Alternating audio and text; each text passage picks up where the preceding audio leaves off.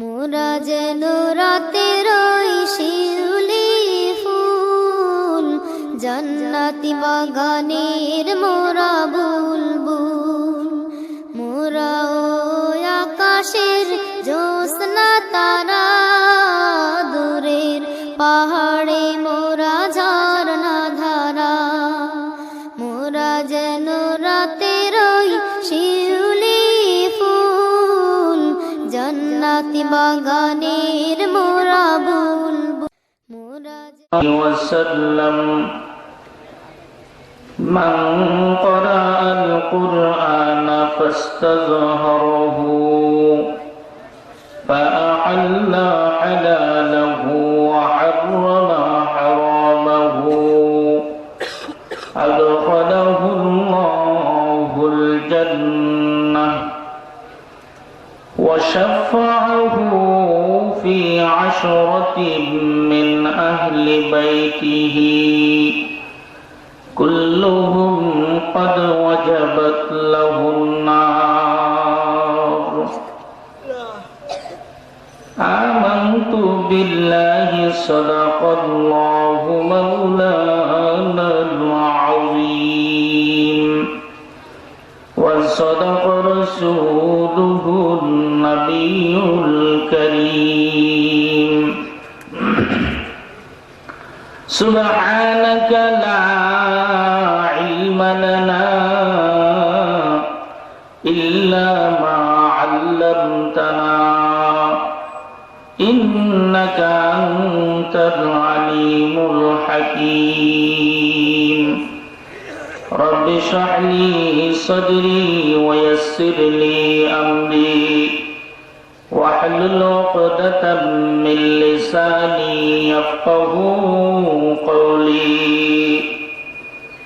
جزى الله عنا محمدا ما هو أهله.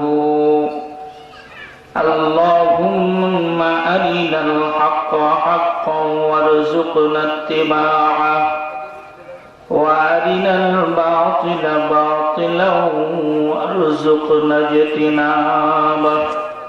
درود إبراهيم পড়ি। اللهم صل على محمد وعلى آل محمد كما صليت على إبراهيم وعلى آل إبراهيم إنك حميد مجيد.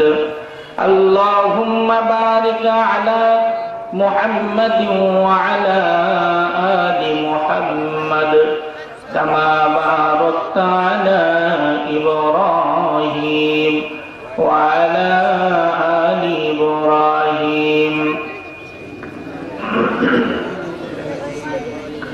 توحید کی امانتیں سینوں میں ہے ہمارا،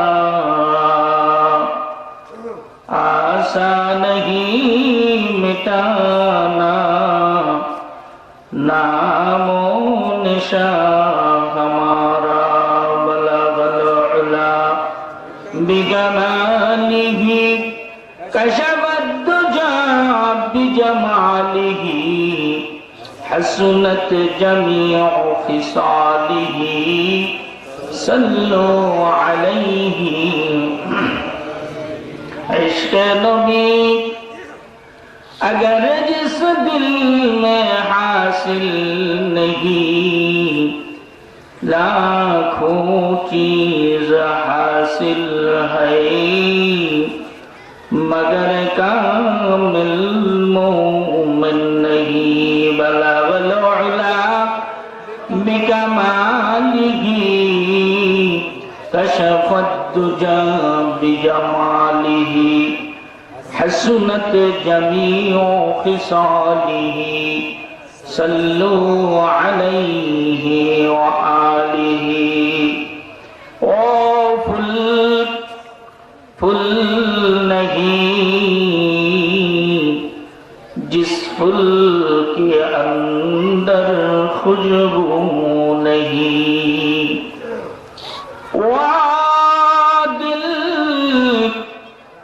दिल नहीं, जिस दिल के अंदर मौला का जिक्र नहीं। ला इलाहा इल्लल्लाह, ला इलाहा इल्लल्लाह, ला इलाहा इल्लल्लाह, जोरे ला इलाहा इल्लल्लाह, ला इलाहा इल्लल्लाह, ला इलाहा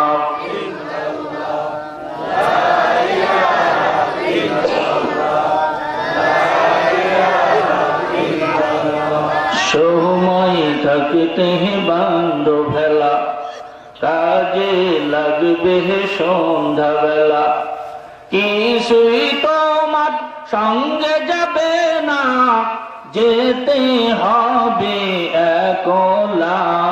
লা ইলাহা ইল্লাল্লাহ, লা ইলাহা ইল্লাল্লাহ, লা ইলাহা ইল্লাল্লাহ, লা ইলাহা ইল্লাল্লাহ, মুহাম্মাদুর রাসূলুল্লাহ। আলহামদুলিল্লাহ। আরবপুর খাজুরা মোহাম্মদিয়া হাফিজিয়া মাদ্রাসা ও এতিমখানার উদ্যোগে ষষ্ঠ বার্ষিকী 2 দিন ব্যাপী তাফসীরুল কুরআন মাহফিল।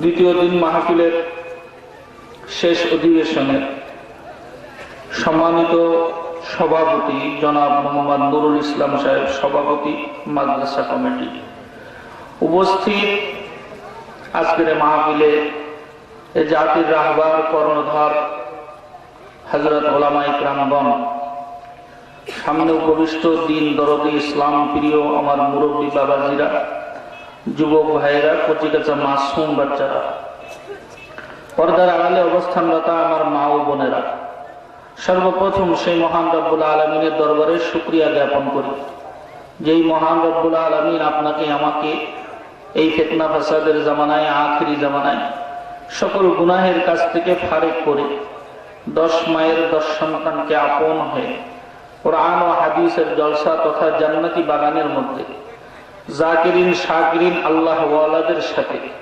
আসবার বসবার তৌফিক দান করছেন। এতে আমরা খুশি না বেজার? সকলেই দিল খুলে বলি আলহামদুলিল্লাহ। বর্তমান সময়ে মুসলমানদের অবস্থা খুবই নাজুক। সকল মানুষের জন্য কঠিন অবস্থা না, মুসলমানের জন্য। মুসলমানদের মধ্যে আবার যারা নামে মুসলমান তাদের জন্য অসুবিধা না, যারা নামেও মুসলমান কাজেও মুসলমান ওদের জন্যই অসুবিধা। যারা নামে মুসলমান মানে শুক্রবারের দিন গরু গোশত কিনে খায়, ওই দেহে মানুষ বোঝে যাও মুসলমান।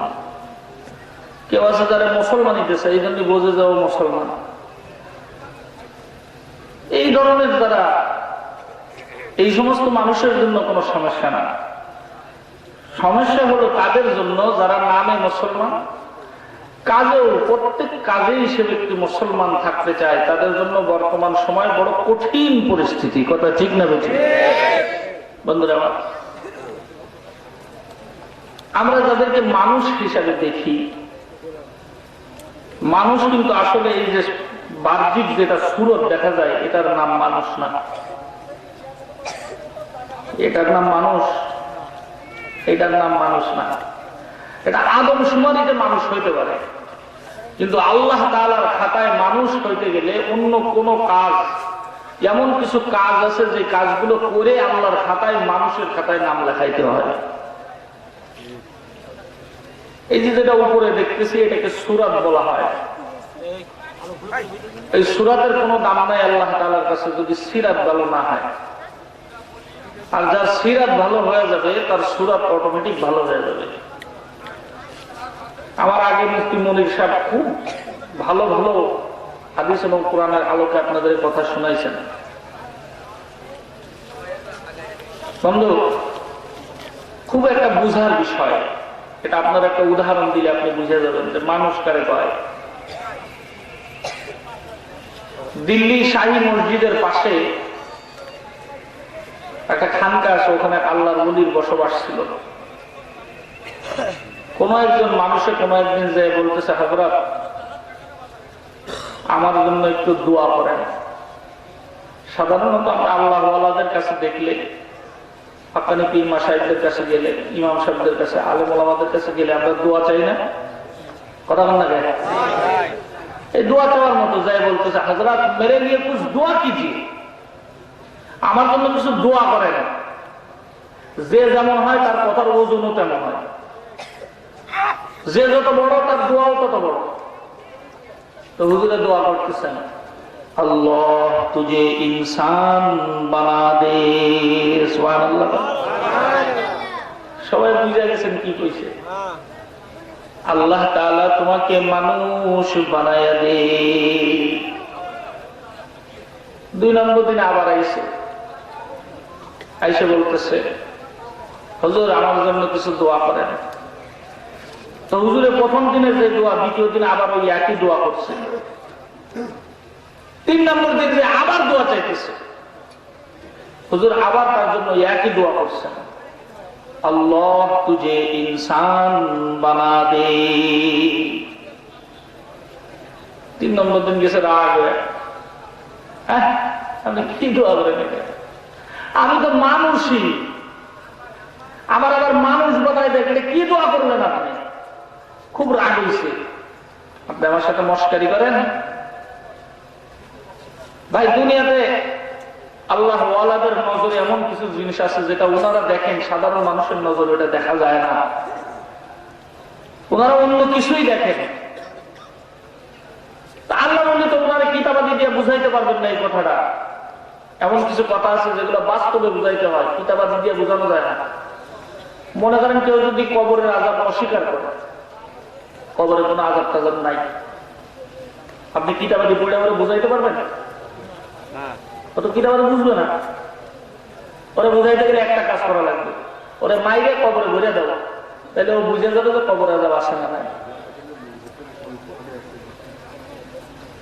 মহিলা প্যান্ডেলে মা বোন যিনারা বসছেন, ওখানে লোক ধরতেছে না। আপনারা সকলেই চাইবে আগায় বসেন, যাতে করে অন্য মা বোনরা বসার সুযোগ পায়। আল্লাহর ওলি তারা বাস্তবে বোঝানোর জন্য আল্লাহর ওলির মাথার মধ্যে একটা রুমাল ছিল, রুমালটা নিয়ে ওই ব্যক্তির মাথার উপরে দিয়ে দিছে। যেই মাত্র রুমালটা মাথার উপরে দিয়ে দিছে, এবারে এক পাশের থেকে এক দাঁড়ছে একেবারে আল্লাহর ওলির হাতে একটা লাঠি আসলে, বুড়া হয়ে গেলে মানুষ বর দিয়ে হাঁটে না, লাঠি দিয়ে এক পাশে পিটানি শুরু করছে। যারা দেখে তারই পিটায়, যারা দেখে তারই পিটায়। পিটাইতে পিটাইতে আল্লাহ দেখলো সব তো মারবে, দৌড়ে যে রুমাল খুলে ফেলছে। রুমালটা খুলে নিয়ে বলতেছে, দেখ কি করলি, কতগুলো মানুষরে পিটায় রক্তাক্ত করলি, কেন এতগুলো মানুষরে পিটাইলি, করে কেউ অনুমতি দিছি নাকি? আল্লাহর বান্দা 2 চোখের পানি ছেড়ে দিয়ে বলতেছে, আল্লাহর ওলি গো, আপনার রুমালটা যখন আমার মাথার উপরে দিয়ে দিছেন, আমি নজর করে তাকায় দেখতেছি এ জায়গার মধ্যে আর একজনও মানুষ দেখা যায় না। দোকানের দিকে তাকায় দেখতেছি গরুতে বিক্রি করতেছে, ছাগলে কিনতেছে, কুকুরে বিক্রি করে, শুকুরে কেনে, রাস্তার মধ্যে দিয়া গাধা হেঁটে যায়, গরু হেঁটে যায়, ছাগল হেঁটে যায়, একজন মানুষও আমার নজরের মধ্যে পড়ে নাই। তার মানে সুরতের মধ্যে কোন মানুষ যদি মানুষও থাকে, সিরাতের মধ্যে যদি তার মানুষত্ব না থাকে, আল্লাহ পাকের খাতায় ওই ব্যক্তির নাম মানুষের খাতায় থাকে না। কয়েকদিন আগে পত্রিকার মধ্যে দেখছেন 80 বছরের বুড়া বাপ তার নিজের মেয়ের দর্শন করছে। মহিলা পরপুরুষে আসক্ত হইয়া নিজের সন্তানের গলায় দড়ি দিয়া জুলাই দিয়া পরপুরুষের সাথে বাইরে গেছে। একই মায়ের পেটের সন্তান, সামান্য একটু জমি জামা নিয়ে গন্ডগোল বাঁধছে, নিজে আপন ভাইকে খুন করে ফেলেছে, এমন নজির জিনেদায় আছে না নাই? আল্লাহ তাআলা কোরআনে হাকিমের মধ্যে ওই কথাটাই বুঝাইছেন, উলাইকা কাল আনআম, উলাইকা কাল আনআমি বাল হুম আদল। গর্বা সূরাত आदमी इंसाबुदे अहमद अबू जहल हम एक साबुदे।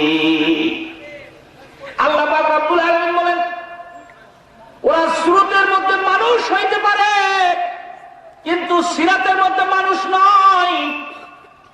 ওরা হইল জানোয়ারের থেকেও খারাপ। জানোয়ারে যে কাজ করে না, মানুষ হইয়াও সেই কাজ করে। বন্ধুরা আমার, আল্লাহ পাকের জান্নাতের মধ্যে কোনো জানোয়ারের জায়গা হবে না, মানুষের জায়গা হবে। আর মানুষ হইতে গেলে আল্লাহর রসুলের আদর্শের বাইরে কেউ মানুষ হইতে পারবে না। কথা ঠিক না? ঠিক। দুনিয়ার মধ্যে যত আদর্শ আছে, যত ভদ্রতা আছে, যত ফরমালিটি আছে, সব কিছুর উপরে হইল আল্লাহর রসুলের আদর্শ। যদি রসুলের আদর্শ কেউ অনুসরণ করে তাহলে সে হইল মানুষ। যদি রসুলের আদর্শ বাদে অন্য কোন আদর্শে আদর্শবান হয়, দুনিয়ার আদমশুমারিতে তার নাম মানুষের খাতায় থাকলেও সে মানুষ না। কারণ আল্লাহ পাক রব্বুল আলামিন তার হাবিবকে সরাসরি শিক্ষা দিয়েছেন। আল্লাহর রসুলের সরাসরি শিক্ষক হইল আল্লাহ নিজেই। জোরে বলেন সুবহানাল্লাহ। আল্লাহর রসুল বলেন, ক্বালান নবী সাল্লাল্লাহু আলাইহি ওয়াসাল্লাম, আল্লামানি রব্বি ফাআহসানা তালিমি। আমার রব আমাকে শিক্ষা দিয়েছেন, কতই না উত্তম শিক্ষা আমার শিক্ষা। এই জন্যই তো আল্লাহর রসুলের চরিত্রের কথা আল্লাহ তাআলা কোরআনে হাকিমের মধ্যে বলেন। কোরআনে হাকিমের মধ্যে আল্লাহ তাআলা বলতেছেন, আমি আমার রসুলকে সর্বোত্তম আদর্শ দিয়ে পাঠাইছি। সর্বোত্তম আদর্শের অধিকারী হইল আমার রসুল। ইন্নাকা লাআলা খুলুকিন আযীম। তামাম দুনিয়ার যত আদর্শ আছে, যত চরিত্র আছে, সকল মানুষের মধ্যে সব থেকে উত্তম চরিত্র, সব থেকে উত্তম আখলাক হইল আমার নবী। আল্লাহর হাবিব হাদিসে নিজে ঘোষণা করতেছেন, বুইসতু লিউতাম্মিমা মাকারিমাল আখলাক। আল্লাহর নবী বলেন, আমাকে উত্তম চরিত্র শিক্ষা দেওয়ার জন্য মানুষের কাছে পাঠানো হয়েছে। ওই জামানার মানুষ কত বড় বেহায়া ছিল। আল্লাহর ঘর বাইতুল্লাহর পাশ দিয়ে তওয়াফ করতেছেন, উলঙ্গ হইয়া কোন কাপড় চোপড় নাই গায়ের মধ্যে। এত বড় বেহায়া হইছে, আল্লাহর ঘরের পাশে উলঙ্গ হয়ে ঘুরতেছে। মহিলা রাস্তা দিয়ে হাঁটে যায়, গর্ভবতী মহিলার দেখা দুইজনে ঝগড়া শুরু করছে। একজনে বলতেছে পেটের মধ্যে ছেলে বাচ্চা আছে, আর একজন বলে মেয়ে বাচ্চা আছে। বলে দেরি করিস কেন, আয় মহিলার পেট ফাইটা এখনই দেখা লই মহিলার পেটের মধ্যে ছেলে আছে না মেয়ে আছে। জ্যান্ত মেয়েদেরকে একেবারে জীবন্ত শিশু, তার নিজের শিশু, মেয়ে শিশুকে নিজের কবর দিছে, একটু হাত কাঁপে না। ওই মানুষগুলোকে সোনার মানুষ বানাইছেন আল্লাহর রাসূল আখলাক দেখায়া। কেমন আখলাক দেখাইছেন আপনারা পড়ছেন? বন্ধু, প্রত্যেক দিন একজন বুড়ি আল্লাহর রাসূলের রাস্তার মধ্যে কাটা দেয়। আল্লাহর রাসূল কাটাটা সরায়া চলে যায়। একদিন হঠাৎ করে আসছেন, দেখেন রাস্তার মধ্যে কাটা নাই। ঘুরতে ঘুরতে খুঁজতে খুঁজতে ওই মহিলার বাড়িতে যা আল্লাহর নবী হাজির। মহিলা ডাকতে বলতেছে, হ্যাঁ মোহাম্মদ, তুমি কেন আমার বাড়িতে আইছো? বলে, আমি আইছি আপনার খবর নিতে। আপনি মনে হয় অসুস্থ। বলে, কেমনে বুঝলা? প্রত্যেক দিন রাস্তার মধ্যে কাটা দেন, আজকে যখন কাটা দেন নাই, আমি বুঝে ফেলছি নিশ্চয়ই আপনার কিছু হয়েছে, তা না হইলে তো আপনি কাটা দিতেন। বুড়ি মহিলা চোখের পানি ছেড়ে দিয়ে বলতেছে, যার আদর্শ এমন হইতে পারে তার ধর্ম দুনিয়ার মধ্যে কোনো শক্তি ঠেকায় রাখতে পারবে না। আল্লাহু আকবার বলেন। মক্কা যেদিন বিজয় হয়ে যায়, আল্লাহর নবী বীর গর্বে ঢুকতেছেন, সব কাফেরের দল মক্কা থেকে ভাগতেছে, না জানি আজকে কি হয়ে যায়। যে মানুষটারে মাইরা মাতৃভূমির থেকে তারে খেদাইছি, আজকে সে বিজয় করে নিছে মক্কা, না জানি আজকে আমাদের মতো কাফেরদের কি অবস্থা হয়ে যায়।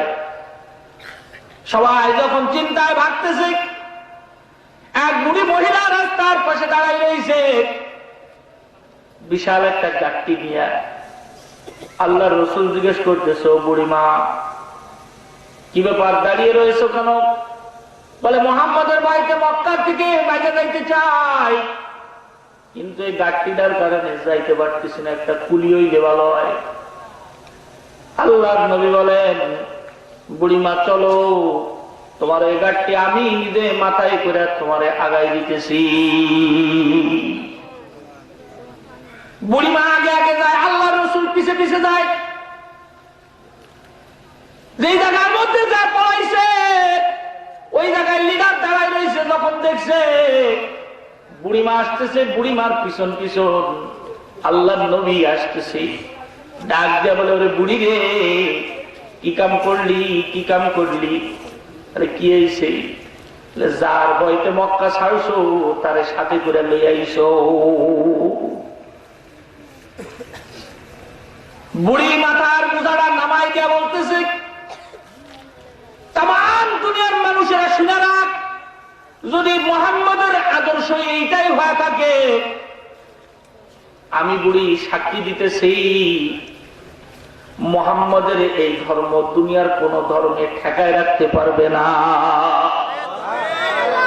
তাম বিশ্বের মধ্যে একদিন মুহাম্মদের ধর্ম ছড়ায়া যাবে। আজকে মুসলমান তার আদর্শ থেকে দূরে থাকার কারণে মুসলমানের আখলাকে মুসলমানে বিরক্ত, মুসলমানের আখলাকে অন্য মানুষে বিরক্ত না, মুসলমানের আখলাকে মুসলমানেই বিরক্ত। বহু মুসলমানরা দেখছি হিন্দুর দোকান থেকে সদাই করে আসে না, আপনাদের জেনেদার এদিকে নাই। জিজ্ঞেস করছি, কিরে ভাই, তুমি মুসলমান মানুষ, মুসলমান দোকানে না কিনে তুমি হিন্দুর দোকানে যাও করে?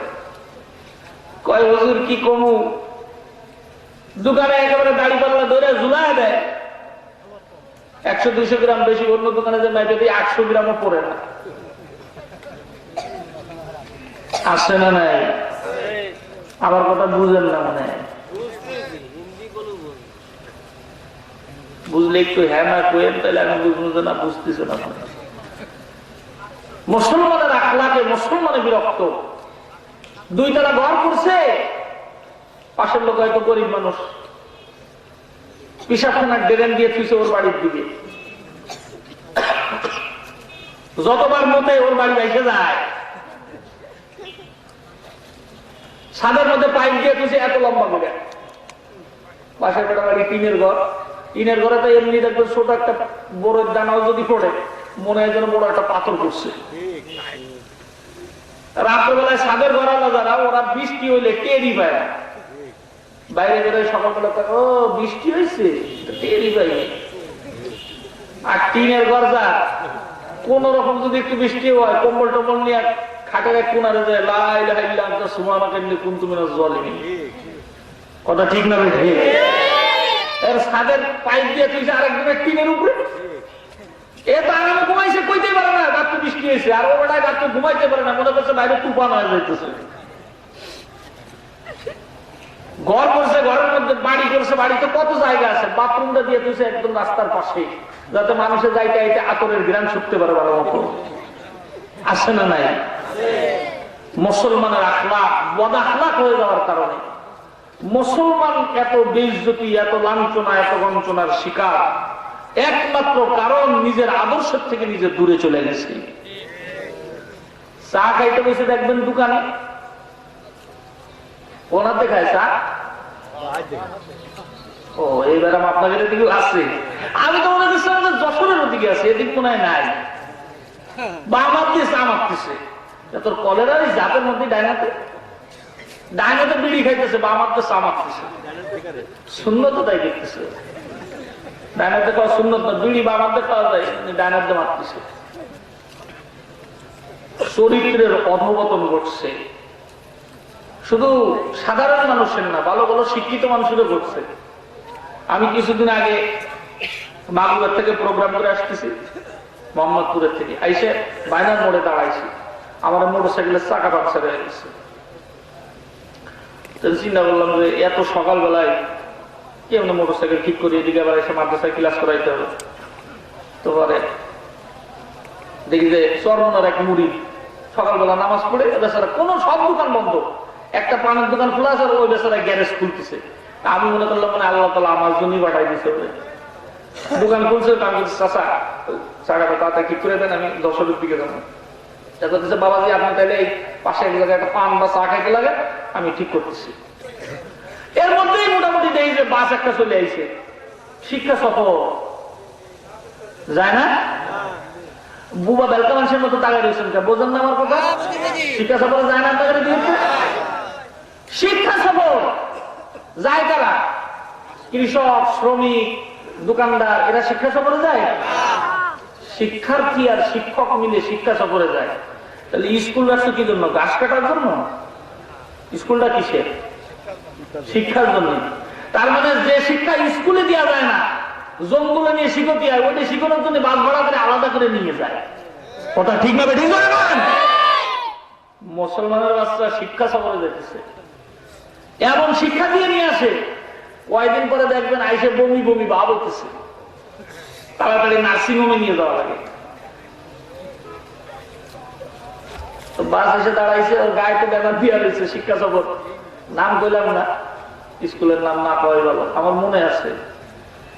তো দাঁড়াইছে, পরে স্কুল থেকে বাইরে এসে ওই বাসের থেকে একজন বাইরে এসে মাশাআল্লাহ একেবারে পশ্চিম পূর্ব দেখা দেই না, রাস্তার পাশে দাঁড়াই নলবারকে ঝেড়ে দিছে। আমি কিন্তু পাশেই দাঁড়ালাম, আমি মনে করছি বাসের হেলপারটের করা হবে মনে হয়। নল ছড়া শেষ, স্যান্ডেল টাইনে দিয়ে এসে এবার শুরু করছে 2 নম্বর কাম। 1 নম্বরটা তো হয়ে গেছে, এবার 2 নম্বরটা শুরু করছে। তা আমি আরে হুজুর মানুষ দেখলেও তো তারা সিগারেট খায়, ওরা একটু সরে যায় খায়, কারণ হুজুর মানুষের সিগারেটের গন্ধ সহ্য করতে পারবে না। আর খাবি না আমার পাশে এসে দাঁড়ায় খাইতেছে। তা আমি জিজ্ঞেস করলাম, ভাই আপনি কি বাসের হেল্পার? কইতেছে কি বলেন? আমি এলাম এই স্কুলের টিচার। আমি কইতেছি তুমি তো টিচার না, তুমি হলো সিটার। কথা ঠিক না? ঠিক করে করা কি জন্য বলছি শোনেন, আমার যুক্তি আছে কিনা। আপনারা তখন মৌলবী আলে খাটো হয়, আমি দেখি মৌলবী যেগুলো প্যান্ট শার্ট করে ওদের আরো খাটো হয়। জোরে বলেন, জোরে বলেন। ওরে মৌলবী যা বোঝে, মৌলবী ঠ্যাঙের গুলো আসার ক্ষমতাও তোর নাই। 1 নম্বর কারণ হইলো বাসের জালনা খোলা, পোলাপান সব বসে রয়েছে বাসের মধ্যে। তাহলে পোলাপানি দেখলো আমার সার বাইরে একদম দাঁড়ায় পড়ে নল দিয়ে যাচ্ছে, তাহলে পোলাপানি কি শিখলো? কথা বলেন। 1 নম্বরে শিখাইলো দাঁড়ায় পড়ে দাঁড়বি। 2 নম্বর পোলাপানের সামনেই মারতেছে, পোলাপানে শিখাই দিল আমার বয়সে এখন তো গাঁজা খাওয়ার মতো সুযোগ নাই, ওরা মোটামুটি টিচার হইলে গুলির সাথে গাঁজাও খাবি। নৈতিক অধঃপতন ঘটেছে। এই পোলাপানির কাছ থেকে শিক্ষক, এই শিক্ষকের কাছ থেকে পোলাপানি কি শিখবে? জোরে বলেন, কথা ঠিক না বেঠিক?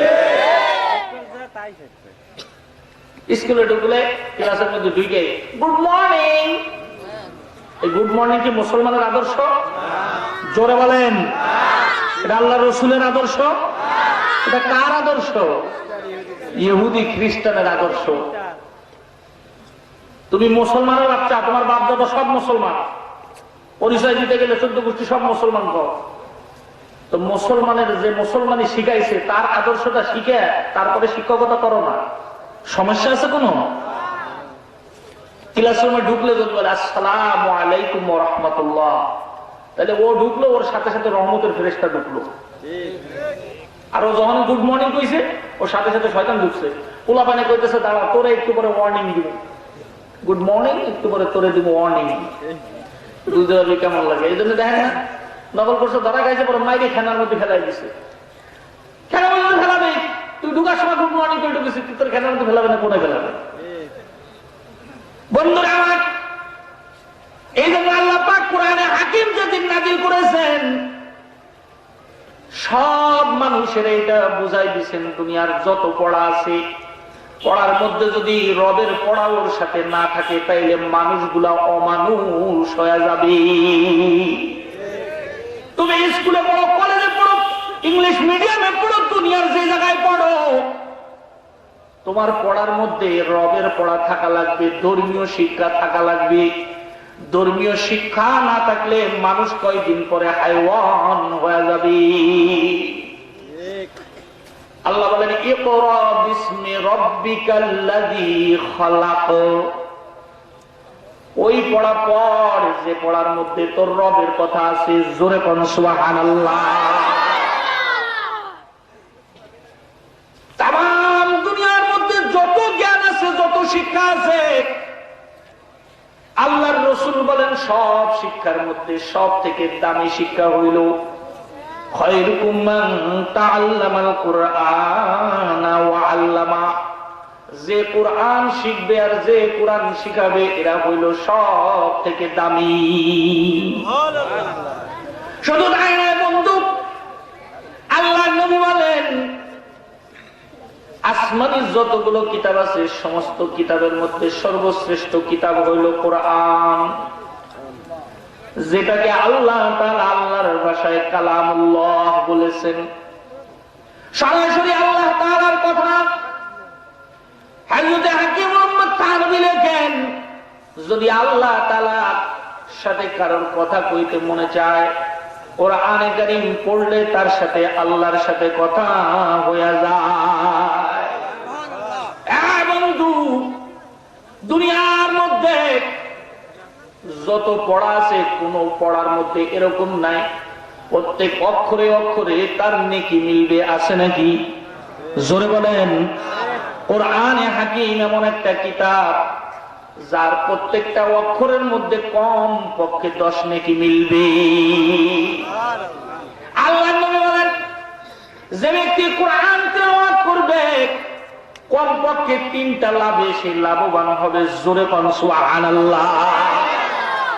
এক নাম্বার হইল, আল্লাহর নবী বলেন, قال النبي صلى الله عليه وسلم من قرأ حرفا من كتاب الله تعالى فله 10। জোরে আল্লাহু আকবার। আল্লাহর নবী বলেন, যদি কোরআনের একটা অক্ষর বিনা ওযুতে কেউ পড়ে, ওযু দিয়া পড়ে না, এই যে বইসা রয়েছেন, শুধু একবার আলিফ বললে কমপক্ষে তার আমলনামার মধ্যে 10টা নেকি জমা হয়ে যায়। বন্ধুরা, যদি কেউ ওযু সহকারে পড়ে, তাহলে 10-এর সাথে 10 গুণ দিলে কত হয়? 20 হয়। এরকম ব্যবসা করলি ব্যবসা লাগবে। 10-এর সাথে 10 গুণ দিলে 100 হয়। কথা ঠিক না বেটি? বন্ধু, ওয়াজ শুধু শুনলি হবে না, হুঁশির সাথে শোনা লাগবে। আল্লাহ নবী বলেন, যদি কোন মানুষে ওযুর সাথে কোরআনের একটা অক্ষর পড়ে, আল্লাহ পাক রব্বুল আলামিন তার আমলনামায় 100 নেকি লিখা দিবে। ও বন্ধু, ওই মানুষটাই যদি নামাজের মধ্যে দাঁড়ায় পড়ে আলহামদুলিল্লাহি রাব্বিল আলামিন আর রহমানির রহিম মালিকি ইয়াউমিদ্দিন, এমন কইরা নামাজের মধ্যে তেলাওয়াত করতেছে, আল্লাহর নবী বলেন এক এক অক্ষরের বিনিময়ে তার আমলনামার মধ্যে 500 নেকি লেখা হবে। বন্ধুরা আমার, এই কোরআনে হাকিম যদি কোনো মানুষের পড়ার জন্য বাড়ির থেকে বের হয়, আমার কথা না, আমার বাপের বানানো কথা না, আল্লাহর নবীর কথা বলতেছি। আল্লাহর নবী বলেন, কোরআন শিক্ষা করার জন্য ঘরের থেকে বের হইলি, তুই ঘরের থেকে মাদ্রাসার দিকে নয়, তুমি ঘরের থেকে আল্লাহর জান্নাতের দিকে রওনা দিলা। মান সালাকা তারিকান ইয়ালতামিসু ফীহি ইলমান সাহালাল্লাহু বিহি তারিকান ইলাল জান্নাহ। আল্লাহর নবী বলেন, ঘরের থেকে বের হয়ে এলেন শিক্ষা করার জন্য, ও ঘরের থেকে মাদ্রাসার দিকে নয়, সরাসরি আল্লাহর জান্নাতের দিকে রওনা হয়। শুধু তাই নয়, আল্লাহ পাক রব্বুল আলামিন কোরআন পড়নে ওয়ালার পায়ের নিচে দিয়া ফেরেশতাদের নূরের পর বিছানোর ওয়াদা করছে। শুধু তাই নয়, যদি কোন তালিবে ইলম কোন কবরের পাশে দাঁড়ায় যায়, শুধু দাঁড়াইছে, কবর জিয়ারত করে নাই, আল্লাহর নবী বলেন ওর কদমের উসিলায় কবর ওয়ালার কম পক্ষে 40 দিনের শান্তির ফায়সালা করা হয়। এবং দুনিয়ার মধ্যে যারা মনে করছো মৌলবী বানায়া ওই বেড়ায় ঠকছে, মৌলবী বানায় ঠকে নাই, মৌলবী বানায় আসে আসলে জিতছে। দুনিয়ার যত মানুষের যত বিল্ডিং বানাইছে, সর্বোচ্চ কত তলা বানাইছে? সর্বোচ্চ কত তলা হয়েছে দুনিয়ার মধ্যে? 160 তলা। দুবাইওয়ালা বানাইছে 60 তলা মাটির নিচে সমুদ্রের ভিতরে, 100 তলা উপরে, তাও দেখতে গেলে টুপি পড়ে যায়। যে 100 তলা বানাইছে ওকে 100 তলা নিয়ে কবরে চলে যাবে নাকি কম? কথা বলেন। যে বেড়াই যত ধনী সে তত ফকির, এটা জানেন? যে যত ধনী সে তত ফকির। কি জন্য জানেন? যে 2 তলা বিল্ডিং বানাইছে, যে 2 তলা বিল্ডিং বানাইছে, দেখবেন যে 2 তলা বানায় রড খানি বাইর করে রাখে। কথা কন? কি জন্য রাখে জানেন? ভাই বল আপাতত 2 তলা করার পয়সা আছে, এই জন্য রড বাইর করতেলাম, এখন আপাতত হইলি হালতে আছে, যদি আবার কিছু জমে তো উপরে আরো কিছু বাড়া বানায়। আপনি ঠিক করলেও ঠিক, না করলেও ঠিক। 100 তলা যে বানাইছে ও কি রড ঢুকে যায় নাকি ভিতরে? 100 তলার উপরে রড উপরে উঠে দিছে, তার মানে ও বুঝাইতে যায় ভাই 2 তলা যা ফকির ওর থেকে আমি আরো বড় ফকির, 100 তলা করে আমার পেট ভরে নি, এখনো যদি টাকা পয়সা কোনো সময় হয় তা আবার উপরে করবো। কথা ঠিক না ঠিক করে কয়? বন্ধু, দুনিয়ার যারা বিল্ডিং করেছো, দুনিয়ার বিল্ডিং একদিন দুনিয়ায় থেকে যাবে, তুমি খালি হাতে কবরে যাইবা। কিন্তু জান্নাতের মধ্যে যে বিল্ডিং করেছো, জান্নাতের বিল্ডিং কোনোদিন খালি হবে না, জান্নাতের বিল্ডিং ভাঙা হবে না, জান্নাতের বিল্ডিং এর থেকে কোনোদিন নামানো হবে না। আল্লাহ পাক রব্বুল আলামিন বলেন, কিয়ামতের ময়দানে হাফেজে কোরআনদেরকে এক এক করে ডাকা হবে, ডাকবেন এদিকে আয়। আর ওই পাগল ছাগল গুলোর ডায়ে নিয়ে যারা মৌলবীদের দেখলে কইছে তোরা পড়ছ, দুনিয়াও শেষ আখিরাতও শেষ, কোনো সার্টিফিকেটও তো নাই, পড়ছে না পড়ছে আজকে দেখানোর জন্য ওদের ডাইকা নিয়ে আয়। সবগুলো সামনে আসার পরে আল্লাহ বলবেন ইউকালু লিসাহিবিল কুরআন, আল্লাহু আকবার। হাফেজে কোরআনদেরকে ডাক দিয়ে বলবেন ইউকালু লিসাহিবিল কুরআন, এই কুরআনওয়ালা, কুরআনের কত পাওয়ার আজকে দেখা দে।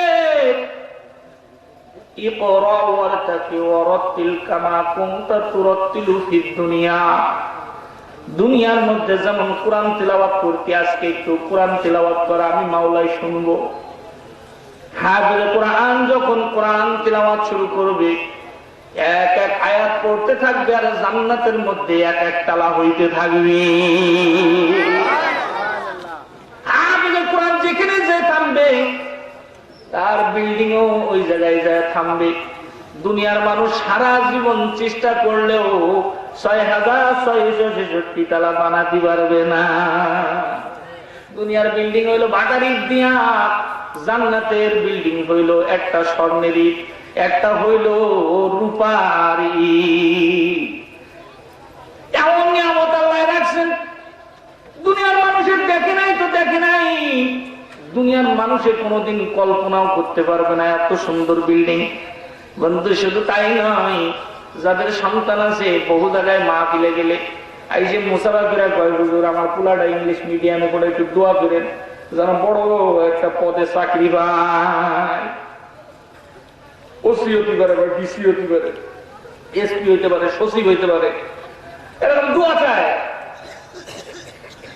আর যারটা হয়ে গেছে ওর তো কোনো খবরই নেই, ওরে বাবা খেলায় আলাদা আসে, হুজুর আমার পোলা না এসপি, আমার পোলা ডিসি, আমার পোলা অমুক, আমার পোলা তমুক, পরিচয় দেয় মুখ বড় করে। যদি ভালো রেজাল্ট করে, বিসিএস ক্যাডার আছে বা এরকম যেরকম ইয়ে আছে, কোন পরীক্ষার মধ্যে ভালো রেজাল্ট করছে, তো সরকারের পক্ষ থেকে তাদের সংবর্ধনা দেওয়া হয়, বাপ মারে ডাইকে নিয়ে যায়, তোমার পোলায় ভালো রেজাল্ট করছে, আসো তোমার পুরস্কার দেওয়া হয়। মনে করেন যদি আপনাদের এই গ্রামের কালুরা গ্রামের একজনের সিডি আইছে, তোমার পোলায় ভালো রেজাল্ট করছে, এই জন্য মাননীয় প্রধানমন্ত্রী গণভবনে নিয়ে তোমার পুরস্কার দেবে, একে খুশি হবে না বেজার হবে? জোরে খান ওর আল্লাহ, খুশিটি মুড়িও যেতে পারে, পাওয়া যায় না, দেখা আছে ওই জায়গায় যাওয়ার আগেই মুড়ি গেল। ব্যান চালক যদি লটারি কেটে 40 লাখ টাকা পায়, ওকে টাকা নিতে পারবে? ও টাকা নেওয়ার আগে কাট শুনেই কাটিয়ে দেবে যে 40 লাখ গেছে। তাহলে দুনিয়ার একজন প্রধানমন্ত্রী, তাও মেয়াদ হলো 5 বছর, যদি বাইশে থাকে, জনগণের যদি বাড়ি দড়ই না নামায়, ঠিকঠাক মতো চলে, তাহলে 5 বছর চলবে। তার একটা ক্রেজ দিলে যদি পিতলেরও দেয়, ওরে খুশি, পিতল মনে হয় সোনার চেয়ে বেশি হয়ে গেছে। তাহলে যদি আল্লাহ তাআলা কাউকে দায়িত্ব নিয়ে পুরস্কার দেয়, সে ব্যক্তি খুশি হবে না বেজার হবে? অন্য আমার আল্লাহর হাবিব বলেন, সামনে এমন একটা দিন আসতেছে, ইয়াউমা লা যিল্লা ইল্লা যিল্লুহু, যেই দিনে আরশের ছায়া বাদে দুনিয়ায় আর কোন ছায়া ওই দিন থাকবে না। ওই কিয়ামতের কঠিন ময়দানে আরশের সামনে দিয়ে সারি সারি কোটি কোটি নূরের চেয়ার বিছানো থাকবে। কিয়ামতবাসী মনে করবি, মনে হয় এই জায়গার মধ্যে বুঝি আজকে বড় বড় নবী যারা আছে, আল্লাহর ওলি আছে, এরা মনে হয় এনে বসবে। জিজ্ঞেস করা হবে, এই সমস্ত মানুষগুলো যারা এই চেয়ারে বসে রয়েছে, এই মানুষগুলো কারা? এদেরকে কেন এত সুন্দর ভাবে সসম্মানে নূরের চেয়ারের মধ্যে বসায় রাখা হয়েছে? কি এদের ফজিলত? আল্লাহ রাসূল বলেন, গায়েবী ভাবে ওই সমস্ত মানুষগুলোর কাছে আওয়াজ আসবে, আখির জামানার নবীর উম্মত হইল এই মানুষগুলো, তারা নিজেদের সন্তানকে কোরআনের হাফেজ বানাইছে। কোরআনের হাফেজ বানানোর কারণে আল্লাহ পাক রব্বুল আলামিন আজকে আরশের নিচে নূরের চেয়ারে তাদের জায়গা দিছে। শুধু তাই নয়, একটু পরে আল্লাহ পাক রব্বুল আলামিন নিজে কুদরতি হাতে তাদের মাথার মধ্যে নূরের টুপি পরাই দিবে। ভালো লাগবে না খারাপ লাগবে? ও বন্ধু, এই জন্য যা করবেন হুশ করে করবেন। যদি কোরআনের হাফেজ আপনার সন্তানরে বানান, আপনার লাভ ছাড়া কোনো জায়গায় লস নেই। বন্ধু, বহু মানুষের দেখছি 3টা 4টা 5টা ছেলে ফেলে সবগুলো দুনিয়ার লাইনে বড় বানাইছে, সারা জীবন বুক ফুলা ঘুরে বেড়াইছে। যেদিন তার দুনিয়া থেকে বিদায় নেওয়ার সময় হয়েছে, হুজুরে ডাক দিতেছে, গোষ্ঠীর মধ্যে কেউ আসো নাকি মোড়লের জানাজাটা পড়াইবা।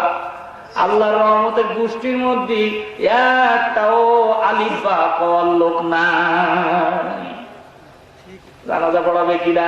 সারা জীবন ধরে ওই 2 টাকার মৌলবী, যেটা সারা জীবন ছোট করছে, ওই মৌলবী ওর জানাজা পড়াচ্ছে। কথা ঠিক না বেটি? আল্লাহর নবী বলেন, যদি কোন মানুষ এমন তার রক্তের লোক জানাজার ইমামতিতে দাঁড় করাইতে পারে, সন্তান যদি বাবাল্লাহর সামনে নিয়ে দাঁড়ায় বলে, আল্লাহুম্মা গফিরলি হাইয়িনা ওয়া মাইয়িতিনা ওয়া শাহিদিনা ওয়া গায়িবিনা। আয় রব্বুল আলামিন, জানাজার মধ্যে আমরা যারা দাঁড়াইছি আমাদের সকলে তুমি মাফ করে দাও। আল্লাহ, যার জানাজা সামনে নিয়ে দাঁড়াইছি আর যে সেই নয়, কেউ হইল আমার জন্মদাতা বাবা। আল্লাহ, তুমি মেহেরবানি করে আমার বাবাকে মাফ করে দাও। আল্লাহ নবী বলেন, ওই সন্তানের দোয়ার উসিলায় কবরে যাওয়ার আগে আগে জানাজার শেষেই তার গুনাহগুলো মাফ করে দেওয়া হয়। বন্ধুরা আমার, কোরআন হাদিসের কথা যদি আপনার ব্রেনের মধ্যে ঢোকে তাইলে ভালো, যদি না ঢোকে তাও ভালো। বন্ধু, কবরে কিন্তু সবার যাওয়া লাগে, কথা ঠিক না? কেউ কিন্তু দুনিয়ায় থাকতে পারবো না। চোখ বিদায় একটুখানি দেখেন তো, যে ব্যক্তি প্রধানমন্ত্রী ছিল, যে রাষ্ট্রপতি ছিল, কবরে যাওয়ার পরে কি প্রধানমন্ত্রী আর রাষ্ট্রপতিগিরি থাকে না চলে যায়? সব চলে যায়, কিছু থাকে না। পরিচয় নাই, পরিচয়হীন কবরে যাইতেছে। দুনিয়ার কোন পরিচয় তার কাজে লাগবে না। কিন্তু যদি কোরআনওয়ালার সাথে মহাব্বত থাকে, কোরআনের সাথে মহাব্বত থাকে, কোরআন ওই ব্যক্তির ছাইড়া কবরে যাবে না। সেও কবরে, তার কোরআনও চলে যাবে কবরে। আল্লাহ রাসূল বলেন, ইযা উযিআল মাইয়াতু ফি কবরিহি জাআল কুরআনু ইনদা রাসিহি। সুবহানাল্লাহ। আল্লাহ নবী বলেন, মুর্দাকে কবরে রাখতে দেরি। কোরআনের সাথে যার মহব্বত রয়েছে, কবরের মধ্যে যাওয়ার সাথে সাথে কোরআন কবরে তার মাথার পাশে যায় দাঁড়ায় যাবে। যত সওয়াল জবাব করতে থাকবে, কোরআন ডাক দিয়ে বলবে, আমার এই দোস্তরে আজকে ঘুম ভাঙায় না, আমার দোস্তর সকল সওয়ালের জবাবগুলো আমি দিয়া দেই। বন্ধুরা আমার, যে কথা বলছিলাম, কোরআন হাকিম পড়লে একজন মানুষের তিনটা লাভ। এক নম্বর হইল, প্রত্যেক অক্ষরের বিনিময়ে কমপক্ষে 10টা করে নেকি জমে। 2 নম্বর হইল, কোরআনে কারীম পড়লে তার দিল পরিষ্কার হয়ে যায়। দিলের মধ্যে গুনাহের কারণে যে আবরণ থাকে, ময়লা থাকে, ওই ময়লার কারণে তখন নেক আমল তার কাছে আর ভালো লাগে না, তখন গুনার কাজ তার কাছে ভালো লাগে। মানুষের দুনিয়ার খাদ্য যেরকম চাকার জন্য, 7 চাকার জন্য আল্লাহ জিহ্বা দিচ্ছেন, ইবাদতের 7 চাকার জন্য আল্লাহ তাআলা কলব দিচ্ছেন। কথা ঠিক না বেঠিক? একজন মানুষের যখন জ্বর হয়, জ্বর, এই জ্বরওয়ালা মানুষে দেখবেন যত জিনিস খাক সব জিনিসের স্বাদ উল্টা লাগে। মিষ্টি জিনিস জিভে দিলে তিতে লাগে, কথা ঠিক না? জাল জিনিস মুখে দিলে মিষ্টি লাগে। তো একজন মানুষ যার কলবের মধ্যে গুনাহের আসলে কলব নষ্ট হয়ে গেছে, এইরকম মানুষ যদি ওই অবস্থার মধ্যে চলতে থাকে, তখন ইবাদত মানে ভালো কাজ তার কাছে ভালো লাগে না, তার কাছে তখন গুনার কাজগুলো ভালো লাগে। দেখবেন আজান দিতেছে, মসজিদে যাইতে ভালো লাগে না। এই যে ওয়াজ মাহফিল হইতেছে, ওয়াজ মাহফিল আসতে তার ভালো লাগবে না। ও পাশে সার্কেস হচ্ছে, যায় তখন সার্কেসের জন্য দাঁড়ায় দিচ্ছে। কথা ঠিক না বেঠিক? এই জন্য কলব পরিষ্কার করার অন্যতম একটা মাধ্যম হলো কোরআনে কারীম তিলাওয়াত করা। হযরত ওমর ফারুক রাদিয়াল্লাহু তাআলা আনহু একদিন বসে রয়েছে, তো এক ব্যক্তি কাফের, সে এসে বলতেছে, হুজুর আমি তো বিধর্মী, আমি এখন মুসলমান হইতে চাই, তো মুসলমান হলে কি পুরস্কার, এটা আপনি যদি আমার একটু বলেন তাহলে আমি মুসলমান হব। হযরত ওমর ফারুক বলেন, এই মুহূর্তে যদি তুমি মুসলমান হও তাহলে তোমার 2টা পুরস্কার। 1 নম্বরের পুরস্কার হইল, তুমি এত সময় পর্যন্ত রয়েছ নাপাক, কিন্তু যদি তুমি আল্লাহ মনোনীত ধর্ম ইসলাম গ্রহণ করো তাইলে তুমি হইয়া যাইবা পাক হয়ে যাবে। আল্লাহ জান্নাত কি পাক না নাপাক? জোরে কম। আল্লাহ জান্নাত যদি পাক হয় বন্ধু, না পাক জিনিসের জায়গা কিন্তু জান্নাতে নাই। যারা মুসলমান হওয়ার পরেও সুদের টাকা গালের মধ্যে ঢুকাইছো, ঘুষ খাইছো, হারাম খাইছো, হারামের জিনিস গায়ের মধ্যে পড়ছো, সন্তানরে হারাম খাওয়াইছো, বিবিরে হারাম খাওয়াইছো, আল্লাহর কসম করে কই, 1 ফোঁটা রক্ত যদি গায়ের মধ্যে হারাম থাকে, ওই রক্ত বের না করা পর্যন্ত সে জান্নাতে যাইতে পারবে না। লা তাদখুলুল জান্নাতা জাসাদুন গুজিয়া বিল হারাম। আল্লাহর নবী বলেন, যার গায়ের মধ্যে হারাম আছে সে কোনোদিন জান্নাতে যাইতে পারবে না। আছে তো, হজ করে আসার পরেও সুদের ব্যবসা করে, আছে না নাই? ও বন্ধু, নামাজ পড়ে নিয়মিত, টেবিলের তলতে টাকা নিতে একদিনও ছাড়ে না, নামাজ কিন্তু পড়ে নিয়মিত। মাঝে করে এক অফিসে গেছি আমাদের যশোরে, কোন এক কাজে একজনের সাথে গেছি, তো এই যে কথা কইতেছে অফিসারের সাথে, নামাজের সময় গেছে, জোর আগুন দিয়ে দিছে, তো অফিসার কইতেছে, টুপিটা মাথায় দিয়ে কইতেছে, যা করবেন তাড়াতাড়ি করেন, নামাজের সময় যেতেছে, মানে যা করবেন তলতে তাড়াতাড়ি দিয়ে দেন, নামাজের সময় যাচ্ছে। তুই ওই খাইয়ে যে নামাজ পড়িস, তোর নামাজ কি হবে? কথা বলেন, আল্লাহর সাথে সিটারি, সব জায়গায় সবকিছু চলে। যা হোক, তাহলে ইসলাম গ্রহণ করলে 1 নম্বর হলো তার পাক হয়ে যাবে। হযরত ওমর ফারুক বলেন 2 নম্বর পুরস্কার হইল, সামিতু আনিন নবী সাল্লাল্লাহু আলাইহি ওয়াসাল্লাম মান ক্বালা লা ইলাহা ইল্লাল্লাহ ওয়াজাবাত লাহুল জান্নাহ। জোরে বলেন সুবহানাল্লাহ। হযরত ওমর ফারুক বলেন, আমি নিজের কানে শুনছি আল্লাহর রাসূল বলেছেন, যেই ব্যক্তি লা ইলাহা ইল্লাল্লাহ বলবে আল্লাহর জান্নাত তার উপরে ওয়াজিব হয়ে যাবে। এইবার ওই ব্যক্তি মুসলমান হয়ে গেছে। যখন চলে যায় হযরত ওমর ফারুক ডাক দিয়ে ধরছেন, বলেন, এ ভাই, আমার হায়াতের মধ্যে আমি বহু মানুষ দেখেছি মুসলমান হইতে, কিন্তু এরকম দৌড়াইতে দৌড়াইতে এসে কাউকে মুসলমান হইতে দেখি নাই। কি এমন কাজ তোমার সাথে হয়েছে যার কারণে তুমি এরকম দৌড়তে দৌড়তে এসে মুসলমান হইছ?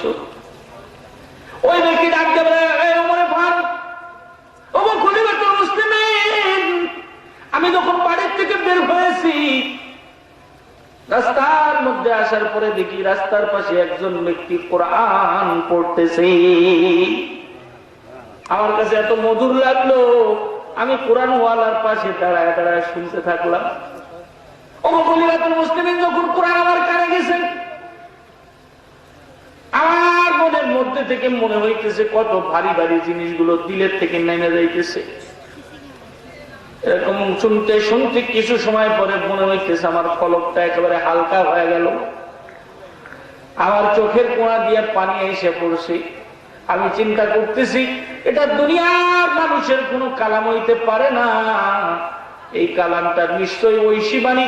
সুতরাং এই কালামের মালিক যে আছে তার উপরে ঈমান আনা ছাড়া আমার কোনো মুক্তি নাই। বন্ধুরা আমার, এই জন্য যে কথা বলছিলাম, কোরআনে হাকিমের পিছনে আপনার যত মহাব্বত থাকবে, কিয়ামতের ময়দানে আপনার তত সুবিধা হবে।